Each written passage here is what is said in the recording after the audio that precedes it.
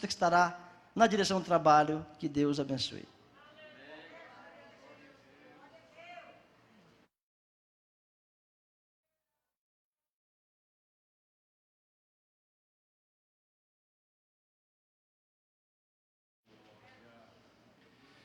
Meus irmãos, a paz do Senhor.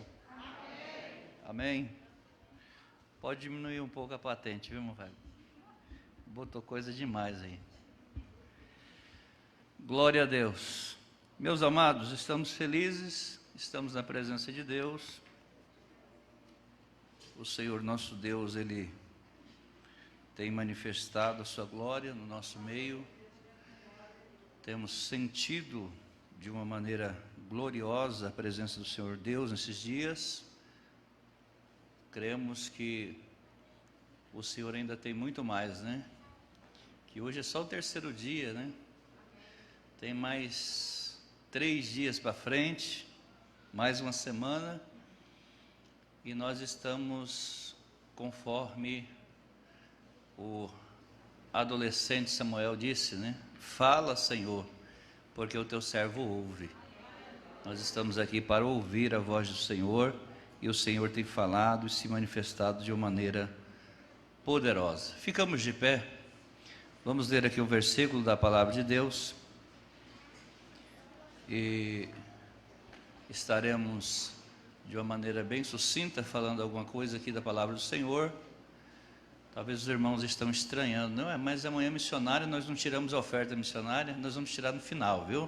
Não se preocupa não.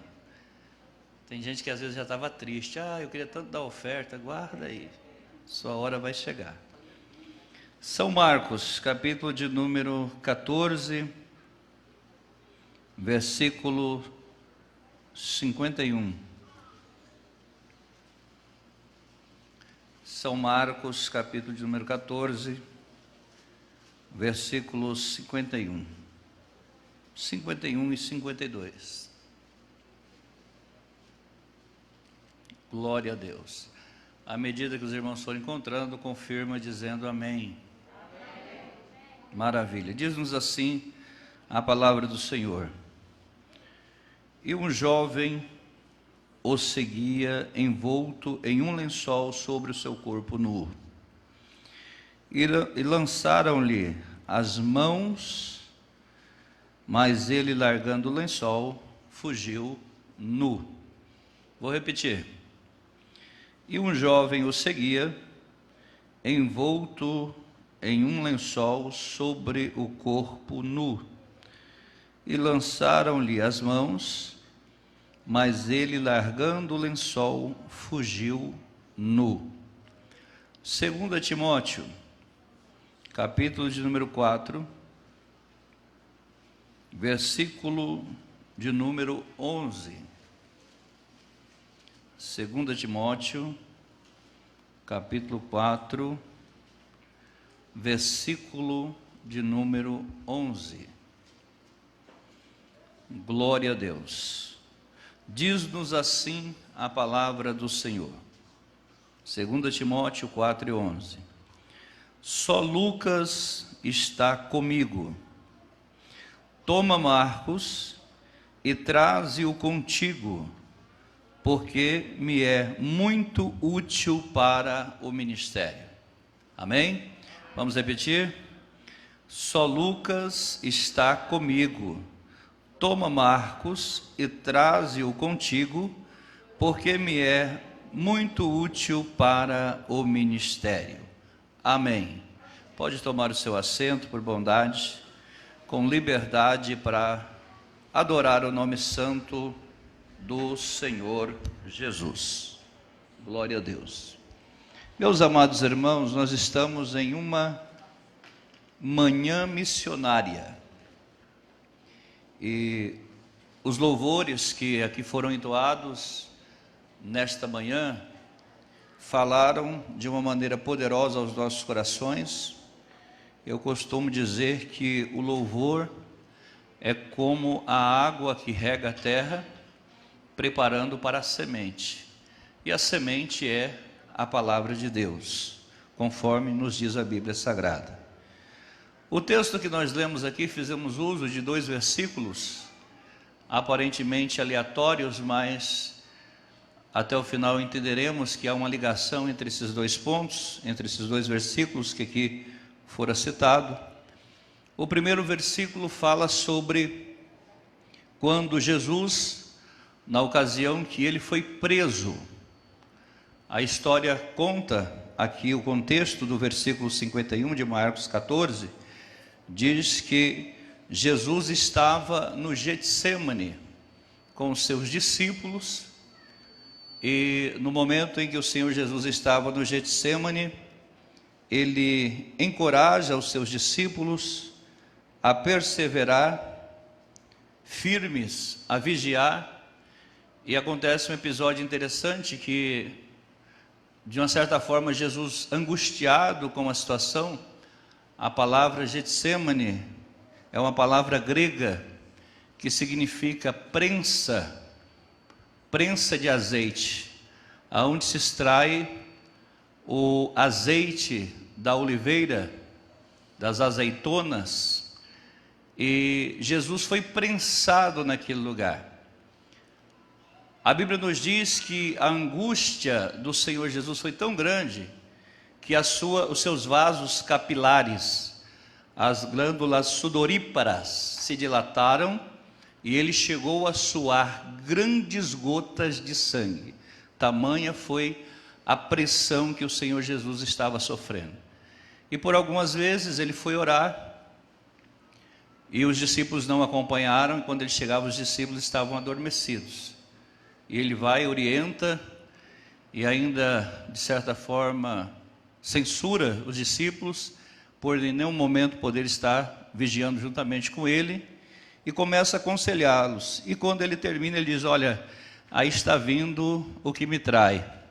Enquanto isso, conforme diz os pregadores, no pano de fundo, Judas estava fazendo a manobra para traí-lo e para o entregá-lo. E Judas vem chegando juntamente com os soldados que vieram para prender Jesus, e de uma maneira parece que tão aleatória, o escritor registra o versículo 51, diz que no pano de fundo daquela situação aparece um moço envolto em um lençol sobre o corpo nu. E o texto vai nos dizer que lançaram-lhe mãos e tiraram-lhe aquele lençol, e ele, largando o lençol, fugiu nu. Concernente a isso aqui, a gente às vezes escuta muitas coisas.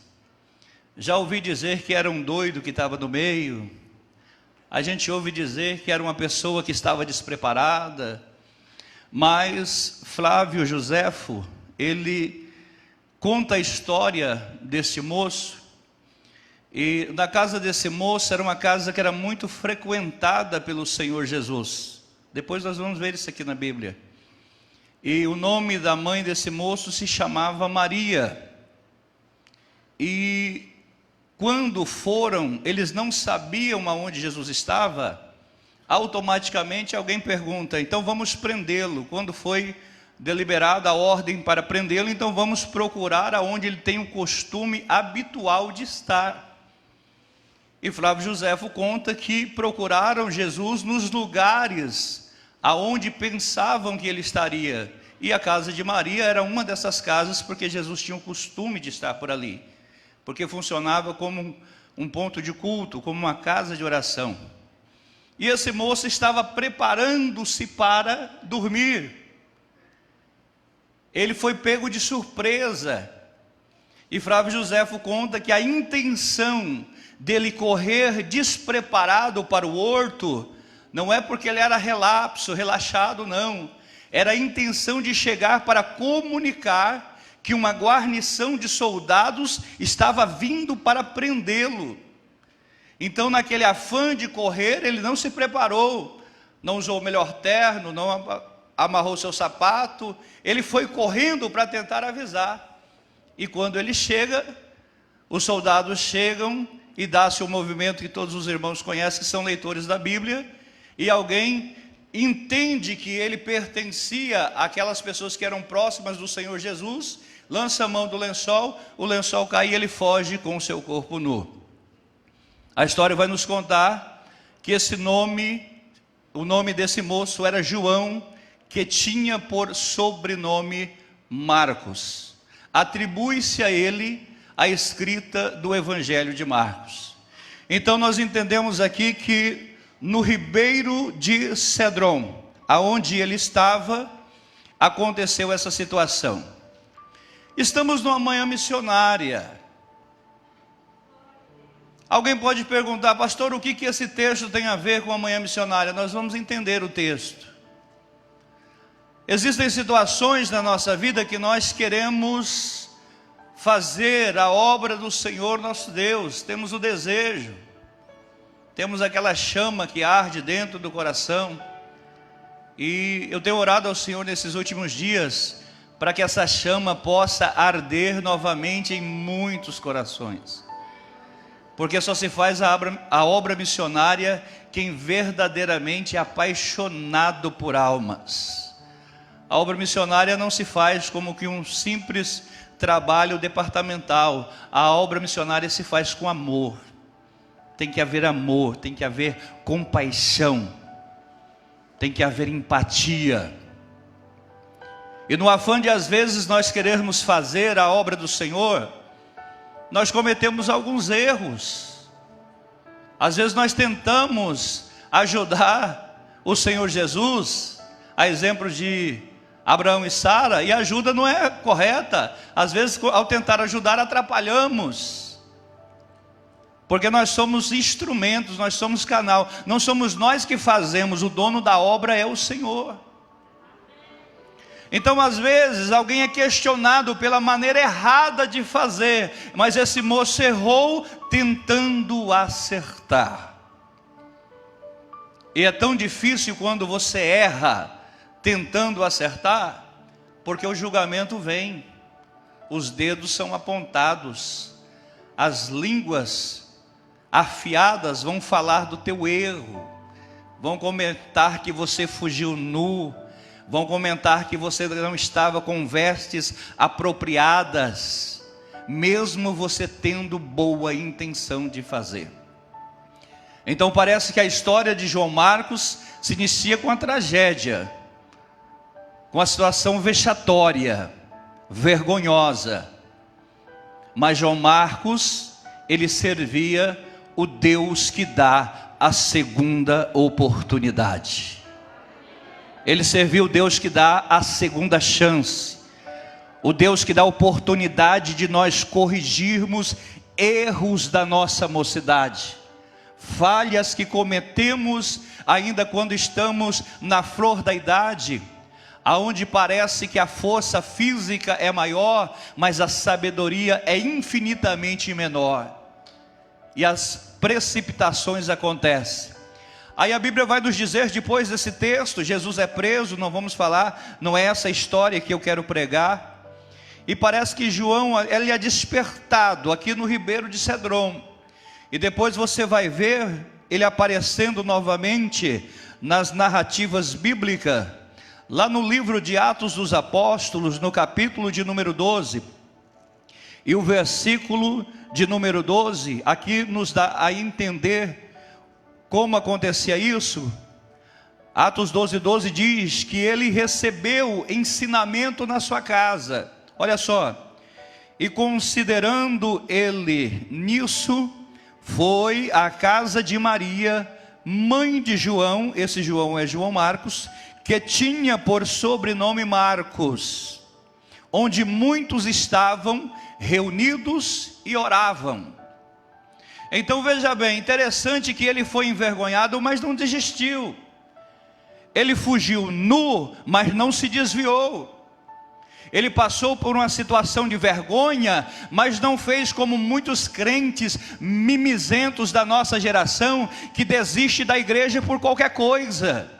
Ele foi envergonhado, mas continuou no culto doméstico. Foi envergonhado, mas continuou buscando a Deus em oração na sua casa. Foi envergonhado, mas continuou na presença do Senhor. Eu venho aqui nesta manhã para te dizer que a situação mais humilhante, mais vexatória, mais vergonhosa que você já passou, que te decepcionou, te frustrou, a ponto de você não querer mais caminhar, isto é insignificante. O Senhor Jesus ainda conta contigo. A tua história não morreu. Tem coisas grandes a ser escritas ao teu respeito, porque Deus está na tua história. Se você acredita nisso, levante a mão comigo e dê glória ao nome de Jesus de Nazaré. Aleluia. Ele continuou servindo ao Senhor. É por isso que às vezes eu fico assim um pouco chateado ao valor exagerado que se dá às pessoas que têm uma vida profana, mundana, e daqui a pouco chega na igreja, é recebido, bajulado, porque é eis alguma coisa. Se valorizam muitos os eis nos nossos dias. É eis isso, é eis aquilo. Às vezes o camarada era um cantor mundano, não conseguiu mais ter sucesso, aí vem para a igreja, agora se torna gospel para vender CD para crente, e chega aqui a igreja fica bajulando. Nós não podemos ficar bajulando, temos que louvar a Deus pelas pessoas que estão aceitando a Jesus como Salvador, mas temos que honrar os filhos da casa, que nunca saíram da casa, pagaram preço, filhos de obreiros, que às vezes tiveram a orelha puxada no pátio da igreja, e algum cooperador, quem sabe com uma boa intenção, mas com falta de sabedoria, disse: menino, se comporta porque você é filho de obreiro. Deixa eu dizer uma coisa: toda essa situação que nós passamos de vergonha está nos conduzindo para um caminho que foi traçado pelo Senhor. Deus não erra a história que Deus escreveu para a tua vida é uma história brilhante de glória, e o Senhor vai concluí-la para a glória do nome do Senhor. Existem coisas que a gente queria apagar da nossa memória. Por que eu passei por isso? Por que Deus permitiu essa situação? Fica tranquilo, se você passou já pela situação, é experiência que Deus está te dando. O Senhor está te conduzindo para algo melhor e maior.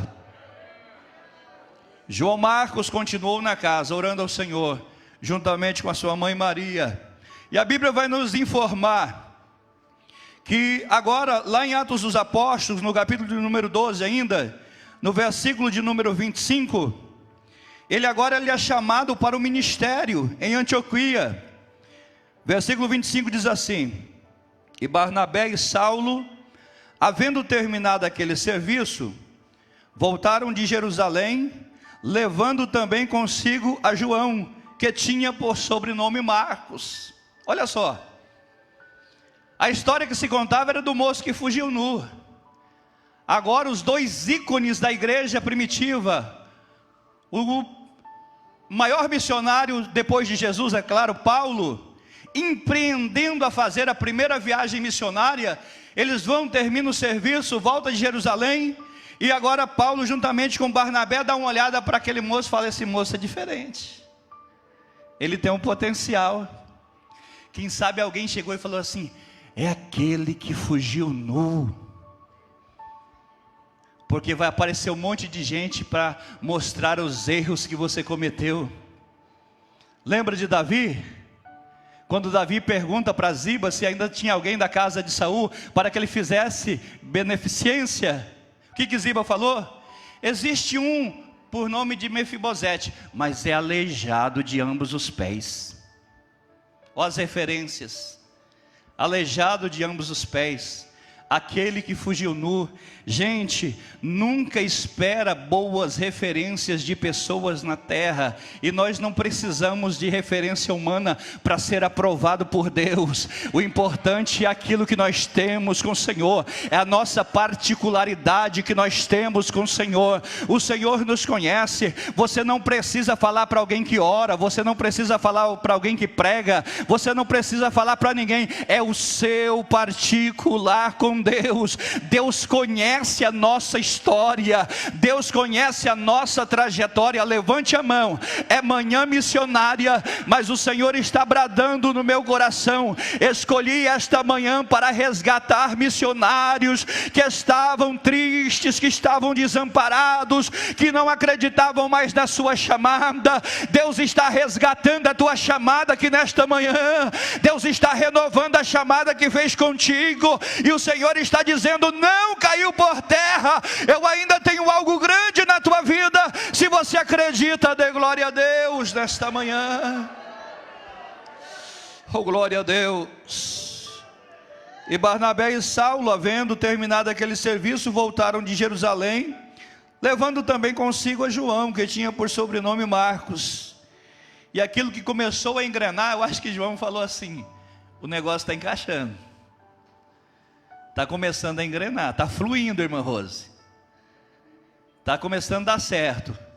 Paulo me chamando para cooperar com ele, e agora ele vai ser separado a cooperador. Olha lá, Atos dos Apóstolos, capítulo 13, versículo de número 5, diz assim: e chegando a Salamina, anunciavam a palavra de Deus nas sinagogas dos judeus, e tinham também a João como cooperador. Oh, glória a Deus. Aquele moço desacreditado agora já começa a subir no ministério, conforme alguns dizem, né? Na verdade a gente desce, mas alguém fala subir. Ele agora é separado para ser cooperador, para auxiliar Paulo e Barnabé. Sabe o que é isso aqui, irmãos? Promessa de Deus na vida de quem é fiel ao Senhor. Passe pelo que tiver que passar, mas continua fiel ao Senhor. Vai chegar momentos que vai ter: ah, pastor, mas eu já senti até vontade de parar. Uma vez chegaram para o pastor Emiliano, lá no Ceará. O pastor Emiliano, ele faz parte da galeria dos heróis da fé do Brasil. Ele foi o último pastor no estado do Ceará que conseguiu manter uma única convenção. Depois do pastor Emiliano, hoje no Ceará tem 4 ou 5 convenções. Aí alguém chegou para o pastor Emiliano e falou assim: pastor Emiliano, eu estou pensando em parar, eu queria um conselho do senhor, que é um baluarte da fé. O senhor tem alguma coisa para me dizer? O senhor algum dia já pensou em parar? Ele falou assim: todos os dias eu penso em parar, mas aí eu me lembro do sacrifício de Jesus por mim, que tudo que eu fizer nesta vida vai ser infinitamente menor aquilo que o Senhor Jesus fez por mim.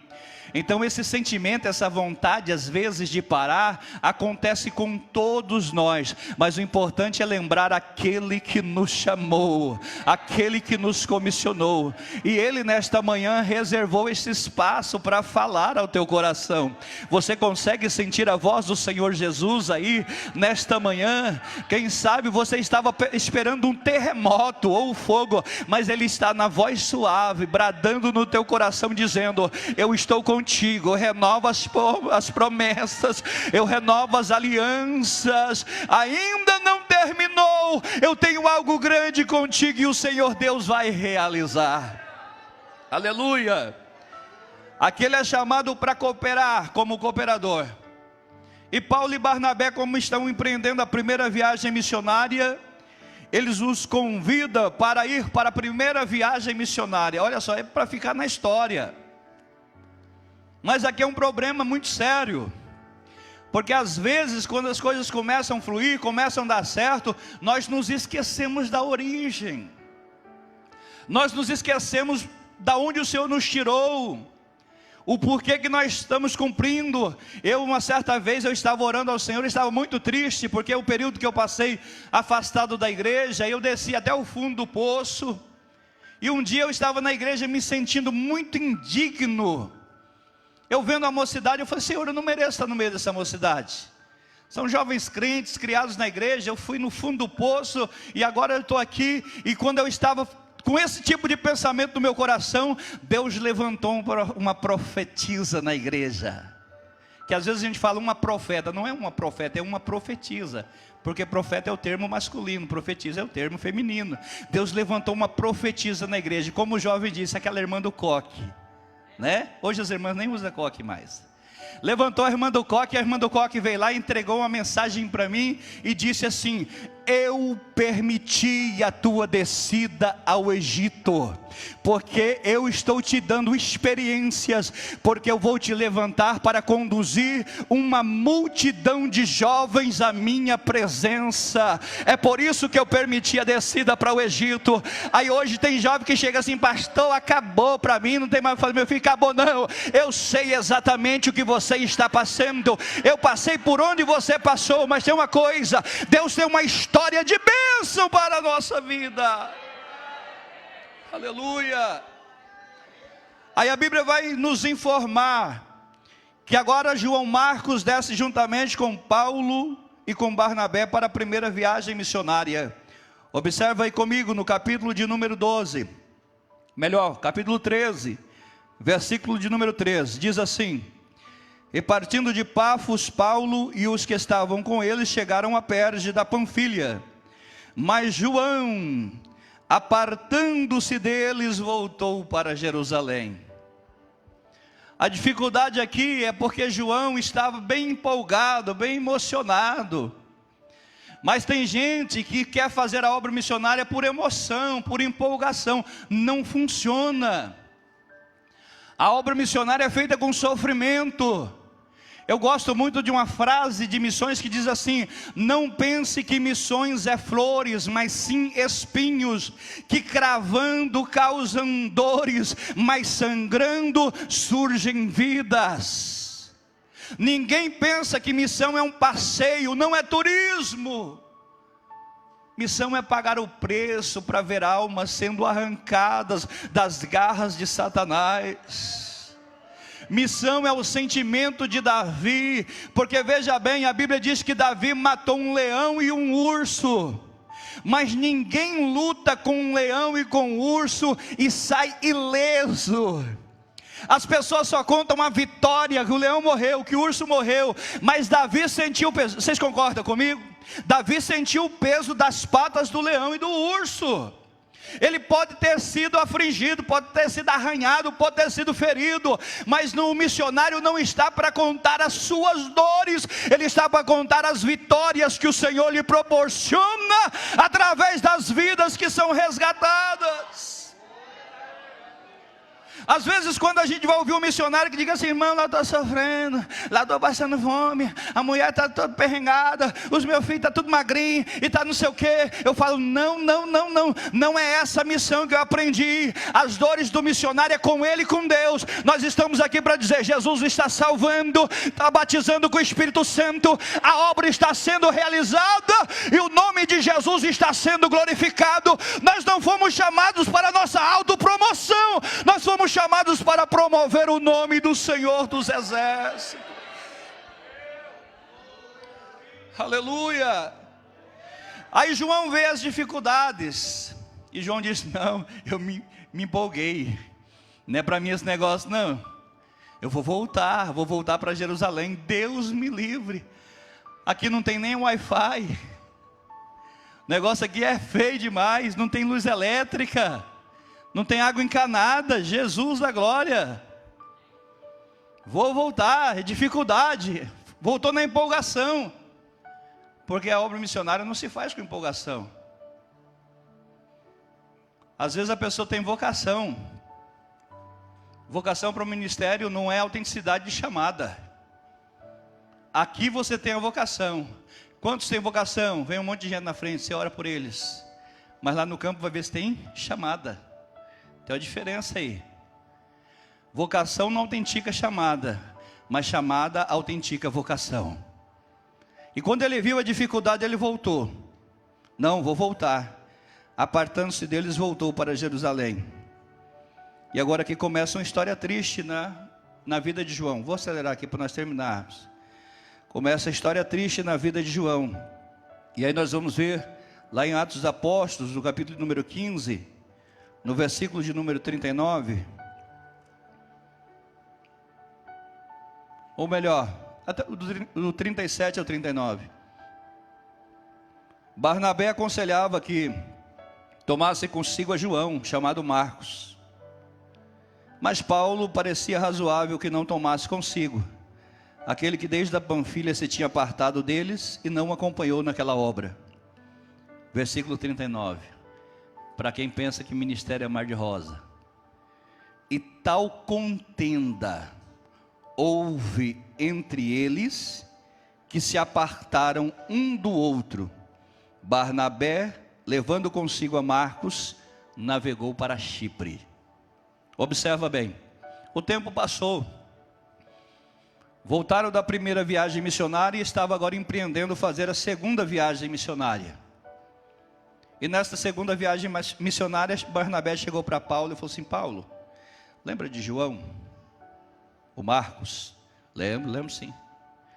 Então, a gente podia levar ele de novo, né? A gente podia levar ele nessa segunda viagem missionária. Paulo disse: eu não. Eu não vou levar aquele que quando chegou na Panfilha nos abandonou. Barnabé disse: Paulo, ele era um moço, não tinha experiência ainda. Ele mudou. Não, comigo não. Paulo, vamos dar uma chance para o rapaz. Não, comigo não. E o negócio engrossou. Porque olha aqui o termo, né, professoras? E houve tal contenda. Você vai ver isso aqui em João 3,16. Deus amou o mundo de uma tal maneira. É coisa grande isso aqui. E houve uma tal contenda entre eles que se apartaram. O ministério de Paulo e Barnabé foi dividido por João Marcos. João Marcos foi a cunha para dividir o ministério de Paulo e Barnabé. Observe isso aqui, como é forte. Houve uma contenda muito grande. Porque Paulo não admitia erros. Paulo era zeloso. Quando Paulo perseguia a igreja de Deus, ele achava que estava fazendo o melhor para Deus. Ele tinha os cristãos como heréticos. Então a intenção de Paulo sempre foi boa. Ele era aquela pessoa que não permitia erros.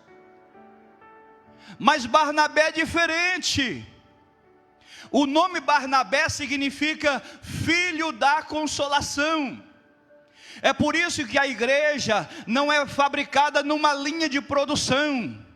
É por isso que a igreja é do Senhor e não é minha. Porque se fosse minha eu falava: esse serve, esse não serve. Esse serve, esse não serve. Aquela ali Deus me livre, aquela ali serve. Mas a igreja não é minha, a igreja é do Senhor. É por isso que na igreja tem Paulo e tem Barnabé. Tem aquele que é extremamente zeloso, mas tem aqueles que aconselham, que consolam, que dá uma segunda chance e diz: se você não quer levar consigo é problema seu, mas eu não vou desistir do moço, eu vou dar uma outra chance para ele.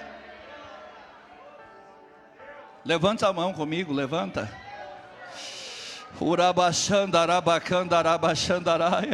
Eu acredito que nesta manhã uma geração de Barnabé está sendo levantada aqui no Vitória Régia.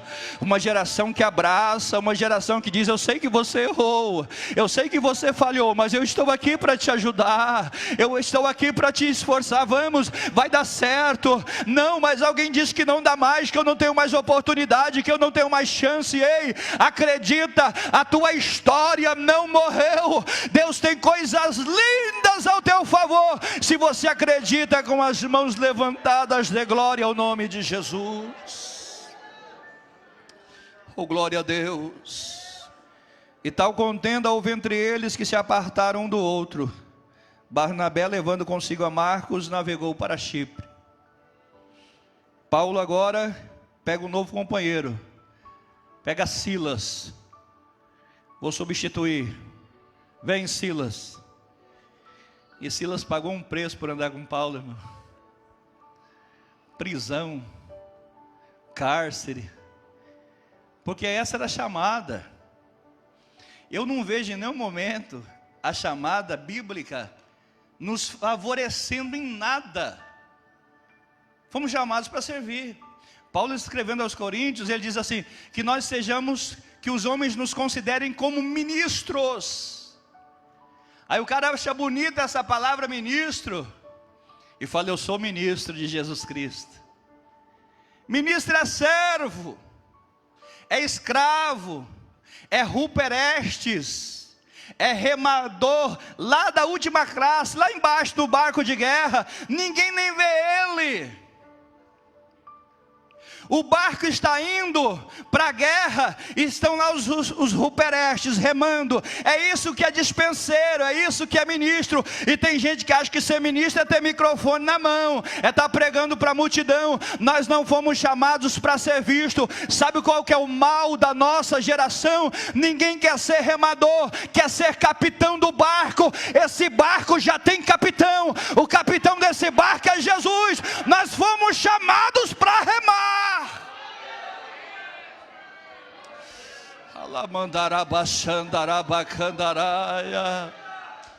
Oh glória, pastor, mas eu quero estar com o leme na mão, eu quero estar com evidência. Está no lugar errado. Quem tem o leme na mão é o Senhor Jesus. Nós fomos chamados para remar. Paulo estava dizendo: não me importa como que nós vamos chegar lá, o importante é que nós vamos chegar lá, e que se diga que as minhas mãos não deixaram os remos, eu permaneci. Aleluia. Nós fomos chamados para isso, gente. Nós não podemos chegar numa manhã missionária e massagear ego de ninguém. Nós fomos chamados para isso. A época que a igreja mais cresceu no Brasil foi a década de 90, a década da colheita. Quem lembra disso aqui?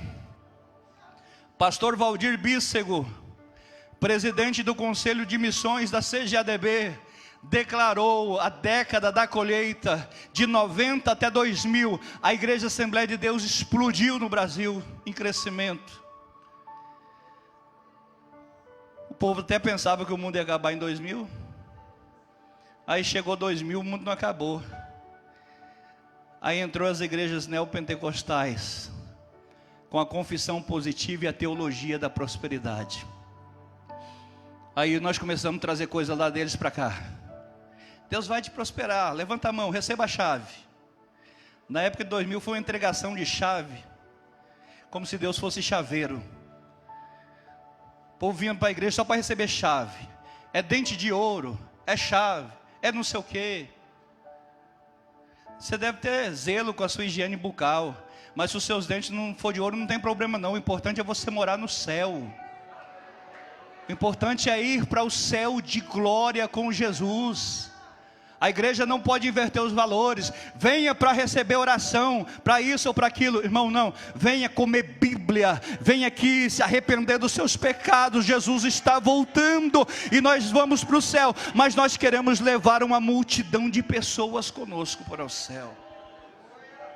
Se apartaram. E agora Barnabé pega esse menino por nome de João Marcos e vai para Chipre e começam a fazer a obra do Senhor. Distintamente, separadamente. Parece que houve uma ruptura. Mas eu acho lindo que Deus é tão perfeito, que Deus disse assim: não vou deixar uma brecha nessa história. Porque se fosse uma brecha, ia dar espaço para os rachadores de igreja, né? Os Absalão. Aqueles que tentam subverter o coração das pessoas e trazer para eles e não levar para Deus. Escuta, quando um pastor, quando um profeta, quando uma profetisa, quando um missionário quer trazer você para ele, ele está errado. Nós fomos chamados para conduzir as pessoas a Deus. A Deus. Ah, se eu não fazer, ninguém faz. Não, Senhor. Não existe super pastor, não existe missionário ungido, não existe, não, Senhor. Aqui a glória é para o Senhor Jesus. É tudo para Ele. A Bíblia vai nos dizer o seguinte: porque dele, por Ele e para Ele. Porque dele, por Ele e para Ele são todas as coisas. Glória, pois, a Ele. Amém. Aí essa história não podia terminar. Onde foi cantado o hino, né? Essa história não vai terminar assim. Agora eu vou usar aqui o que o irmão Wagner falou sobre conferencista, né? Vou me galgar aqui como conferencista. Vira para o irmão que está do teu lado e diga: a tua história não vai terminar assim. Não, brincadeira, como pastor da igreja mesmo. Ministra a bênção na vida do teu irmão, diga: a tua história não vai terminar assim. Porque aparentemente aqui o negócio ficou feio. Ministério dividido, Paulo para um lado, Barnabé para o outro, e João Marcos parece que foi a cunha divisória. Deus não nos chamou para dividir, Deus nos chamou para somar, não foi para dividir. E lá estão eles, cada um segue o seu caminho. E Paulo com Silas, irmãos, é só ler Atos dos Apóstolos. Foi prova em cima de prova, peia em cima de peia, e sofrendo por amor de Jesus, prisão, naufrágio, e um monte de situação. Mas aí Paulo agora está em Roma, encarcerado, próximo da sua morte. E aqui diz que ele prevê a sua morte. Ele prevê a sua morte. E aí ele manda uma carta para Timóteo, convidando Timóteo para estar com ele. E ele começa a dizer no capítulo 4, 2 Timóteo, versículo 6 a seguir, dizendo assim: porque eu já estou sendo oferecido por aspersão de sacrifício, e o tempo da minha partida está próxima. Mas tem uma coisa: eu combati o bom combate, acabei a carreira, guardei a fé. Desde agora, a coroa da justiça me está guardada, a qual o Senhor, justo juiz, me dará naquele dia. E não somente a mim, mas também a todos os que amarem a sua vinda. Aí ele acelera e diz assim: Timóteo, procura vir ter comigo depressa, porque Demas me desamparou, amando o presente século, e foi para Tessalônica. Crescente foi para a Galácia, e Tito foi para a Dalmácia. Aí Paulo está dizendo: eu estou sozinho. Aí ele vai dizer assim: só Lucas está comigo, ponto. Versículo 11. Por que tem esse ponto? E a frase continua: porque não era um ponto final. Ele estava aqui só afirmando: olha, todos me abandonaram, mas Lucas está comigo, ponto. Por quê?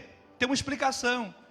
É porque Lucas era médico e cuidava das feridas da prisão de Paulo. Talvez Lucas nem quisesse estar ali, porque o negócio era ruim, mas ele estava para cuidar. Por isso que ele diz assim: ó, só Lucas está comigo. Aí quando parece que vai terminar, aí Paulo diz para Timóteo assim: Timóteo, lembra de Marcos, aquele que dividiu eu e Barnabé na segunda viagem, quando ele voltou da primeira viagem missionária, e nós empreendemos a segunda viagem. Lembra dele? Lembro. Que você falou que Deus o livre, não queria nem ver ele. Sim, lembra dele? Lembro. Pega ele, traz ele contigo, traz ele até a mim, porque ele me é muito útil para o meu ministério. Aquele que foi reprovado por Paulo, agora Paulo está dizendo: ele me é muito útil para o meu ministério. Sabe o que é isso? É aquelas pessoas que às vezes não entenderam o seu momento, aquelas pessoas que às vezes criticaram aquele momento ruim que você passou, aquela situação vergonhosa que você passou, que diz: Deus me livre, é escândalo, quero estar longe, nem perto quero estar. Lá na frente vai ter que entender que você é útil para o ministério, e vai ter que te aceitar, vai ter que te chamar, vai ter que se render, e vai ter que dizer: venha me ajudar, porque eu preciso de você. Aleluia. Nós precisamos uns dos outros. Eu disse aqui, se nós fôssemos escolher, teria pessoas que a gente fala: não, isso aqui não serve para a minha igreja. Mas a igreja não é nossa, a igreja é de Jesus. Nós precisamos uns dos outros. Aí sabe o que Deus reservou para João Marcos? Reservou um dos evangelhos para ser escrito, para ser narrado. E ele findou de Paulo, com as palavras de Paulo: um homem muito útil para o ministério. Sabe o que é isso? É a segunda oportunidade que Deus está te proporcionando nesta manhã. 10h21, 10h30 nós acabamos. Então fica de pé, por favor. Vamos quebrar protocolo aqui nessa manhã. porque é mais forte as questões espirituais que estão nos envolvendo nesta manhã. Mas eu quero receber aqui no altar você que precisa desesperadamente de uma segunda oportunidade de Deus para cumprir o teu ministério. Você que o coração parou de queimar e você quer que ele volte a queimar novamente. Vem aqui na frente, eu quero orar por você. Em nome de Jesus. Você que o teu desejo era ganhar almas para o Senhor Jesus, você sonhava com isso. E foi se acomodando, as coisas foram saindo do lugar e você hoje se sente num momento de frieza espiritual. E você quer que essas forças sejam renovadas novamente. Deus está aqui para cumprir em ti o ministério, a chamada, a promessa, a aliança que o Senhor fez com a tua vida. Venha na frente, você que sentiu, eu quero orar por você. Louvado seja o nome do Senhor. Deus está na casa. A presença do Senhor é real aqui nesta manhã.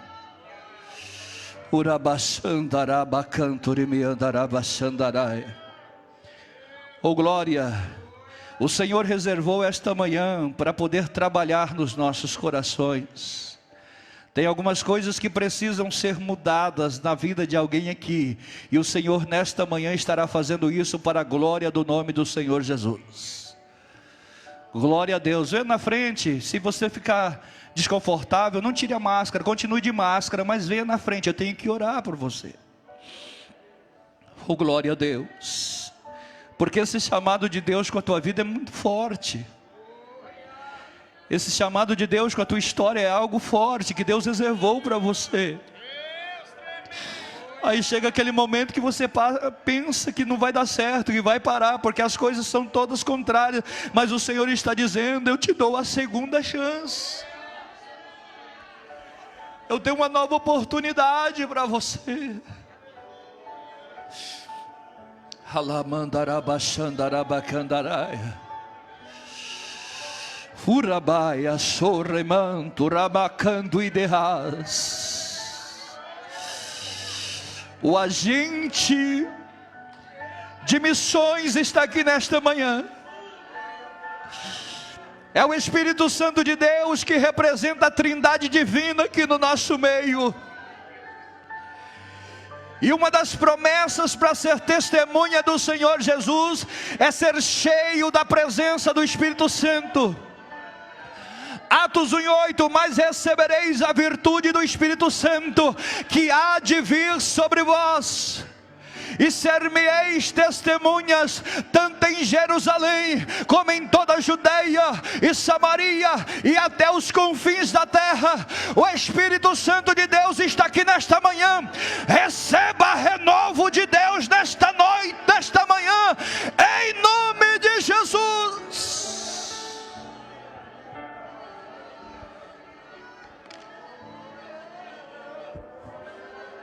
Amaras. Urabacandarabachandaraia. Sopra Espírito Santo. Sopra Espírito Santo. Urabachandarabacandarai, sopra Espírito Santo. Urabacandarabassurimicandaraia. Aonde tiver alguém com coração quebrantado nesta manhã, receba da parte de Deus o renovo para a tua vida, o renovo para a tua história, para a tua trajetória, para o teu ministério, para a tua família.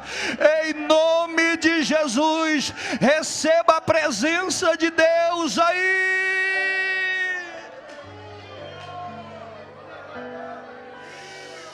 Uramandarabaia xarabacandorovias. Alamanda Urabaia.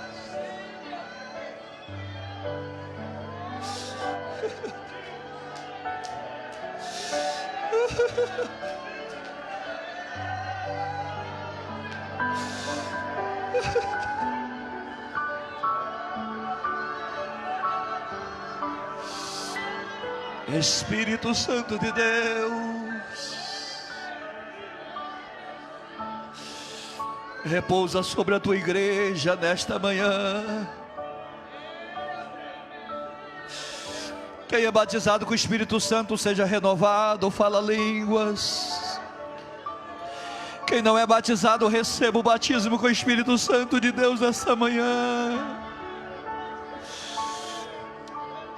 Eu estou ouvindo, eu estou vendo alianças sendo restauradas aqui nesta manhã.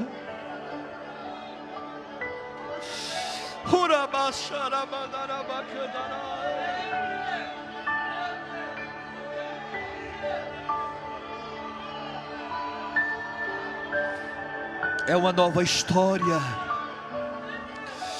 É uma nova história que Deus está escrevendo para você. Aleluia. Pastor, eu achei que já tinha terminado. Terminou não. O que Deus tem para fazer na tua vida é coisa grande. Melhor é o fim das coisas do que o princípio delas. Pastor, eu fui esquecido. Não foi não. O Senhor não esquece de ninguém. Pastor, eu esperava o meu reconhecimento, não chegou. Não é porque não é o tempo. No tempo de Deus vai chegar. Não se precipita. Quem se precipita corre o risco de voltar na primeira viagem. Mas quem espera, meu Deus, eu estou sentindo a minha carne tremendo aqui. Oh, glória a Deus, glória a Deus.